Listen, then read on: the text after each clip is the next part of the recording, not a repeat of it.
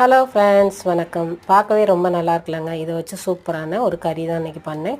எப்போதுமே பார்த்திங்கன்னா பசங்களுக்கு சோறு கொடுக்கறத விட இன்றைக்கி பார்த்திங்கன்னா ஒரு டிஃப்ரெண்ட்டாக இருக்கட்டும். சப்பாத்தி மாவில் கொஞ்சோண்டு வெயிலாக இருந்தாலும் பரவாயில்லன்னு கொஞ்சோண்டு ஓமம் போட்டு பிசைஞ்சு வச்சுட்டேன். அப்புறம் பார்த்திங்கன்னா இந்த லீஃபெல்லாம் எடுத்துகிட்டு சப்பாத்திக்கு இதை நல்லா பொடி பொடியாக கட் பண்ணிட்டேன். இப்போ எண்ணெயில் கடுகு, உளுந்தம் பருப்பு, கொஞ்சம் சோம்பு, அதோட வெங்காயம் சேர்த்துட்டு நல்லா வதக்கி விட்டுக்கோங்க. அப்புறம் தக்காளி, ஒரே ஒரு தக்காளி, முட்டைக்கோஸ் நம்ம கட் பண்ணி வச்சதையும் சேர்த்துட்டு, பச்சை பட்டாணியை நான் லைட்டாக வேக வச்சுருந்தேன், அதையும் சேர்த்துட்டு தக்காளி, ஒரு தக்காளி, மஞ்சப்பொடி, மிளகாப்பொடி, கறி மசால் பொடி, கொஞ்சம் இஞ்சி பூண்டு தட்டி சேர்த்து உப்பு சேர்த்துட்டு மூடி போட்டு சிம்லேயே ஒரு 10 நிமிஷம் வேக. நம்ம வீட்டு பசங்களுக்கு கடலை மாவு சாம்பார் தான் இன்றைக்கி இட்லிக்கு.